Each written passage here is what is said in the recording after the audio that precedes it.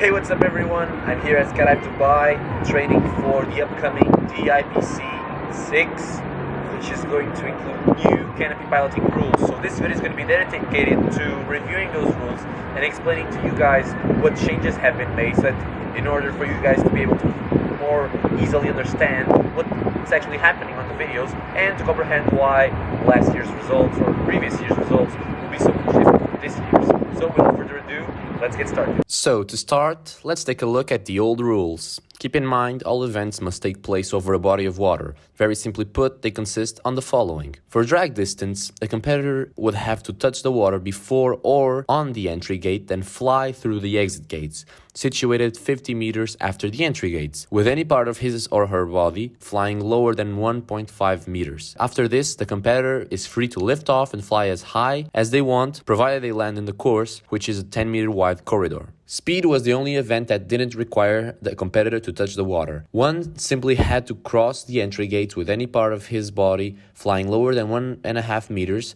and fly through a 70-meter long course featuring a 75-degree carve. All throughout the circuit, one would have to keep any part of the body flying under 1.5 meters, otherwise a vertical extension penalty would be applied. Time is started when the competitor breaks the laser beam at the entry gate, or G1, and stops when he or she exits the course, breaking the second laser beam situated at G5. The rules for zone accuracy haven't changed much, so I will explain them when I talk about the new rules. Now, exactly why do rules need changing? According to the rules, the drag distance circuit, which is of course the longest, must be 50 meters longer than the current world record. And very recently, big man Cedric set a new world record in this year's Pink Open of 195 meters, which is absolutely insane. This means that any venue hosting a canopy piloting competition would have to have an almost 250 meter long corridor just for distance. Let's use Canopy as an example. Usually, we try to do zone accuracy and distance in opposite directions in order to have headwinds for zone accuracy and downwind for distance. This means that we will have the pipette zone for zone accuracy plus the pond plus the distance corridor.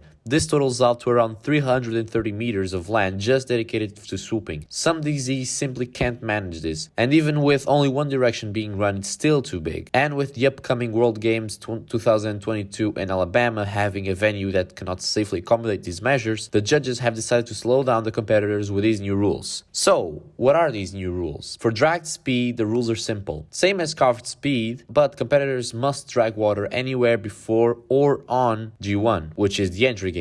G2 and G4 have also been eliminated. For drag zone distance, things get a little tricky. The meters you fly are only measured from the water line. From G1 to the water line, you must gain points by dragging various zones. It is mandatory to drag at least zones 3 or 4. If you don't drag zones 4, 5, or 6, you get points subtracted from your score. You are also supposed to drag zones 1, 2, and 3, but if you don't, you do not lose points. If you drag these zones, you get more points. The values of each zone are on the screen now. It's also not like zone accuracy where you need to cross the water gates while dragging. If you touch the water anywhere in the zone, it counts. Also, there is a buoy located 50 meters after water line that acts like the exit gate, meaning when you cross it, you must have any part of your body flying lower than 1.5 meters. One important aspect to note is that zone 1 is 10 meters long. So instead of touching the water before or while crossing the entry gates, it's better to touch the water right on the end of zone 1.